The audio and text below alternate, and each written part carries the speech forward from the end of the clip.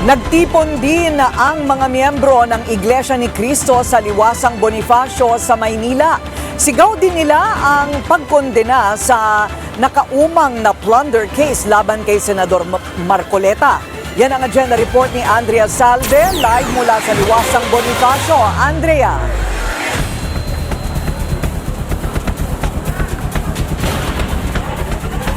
Corina, nagpapatuloy pa rin ang programa dito sa Liwasang Bonifacio. Bahagi ito ng malawakang pagkilos para ipanawagan ang accountability at transparency at nagsimula pa hating gabi ngayong Martes.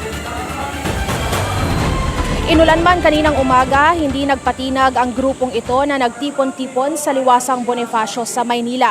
Ang sigaw nila,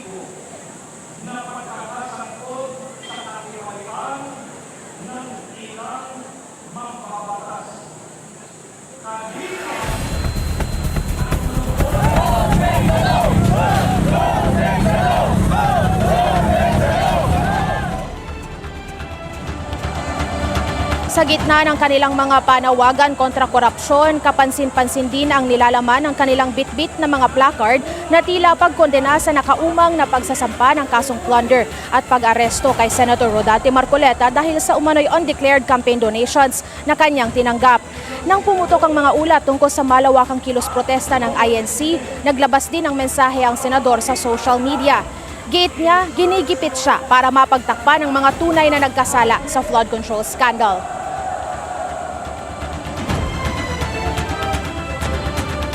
Bakit kailangan kasuhan si Senator Marcoleta?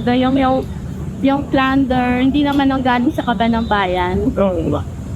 Kumbaga, private citizen naman yung nagbigay ng donasyon. Yung mga mandarambunga, katulad nitong nandito, mandarambunga.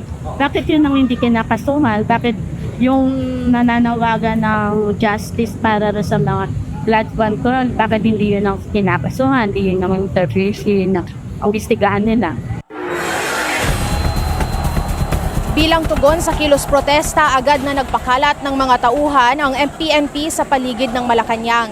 Isinara ang malaking bahagi ng Recto Avenue, Ayala Boulevard, Casal Street at Legarda Street. Punesto pa rito ang ilang container vans para matiyak na walang makakalusot kahit pa motorista. Yun naman ang ginagawa natin pag meron tayong malalakihang pagkilos, sinisecure natin itong vicinity ng Malacanang. At hindi lamang ito, meron din tayong ibang lugar sa lungsod ng Manila na binabantayan natin. Diyan po yung ating Pangulo at ito po ay Malacanang, ito po ay simbol ng ating gobyerno.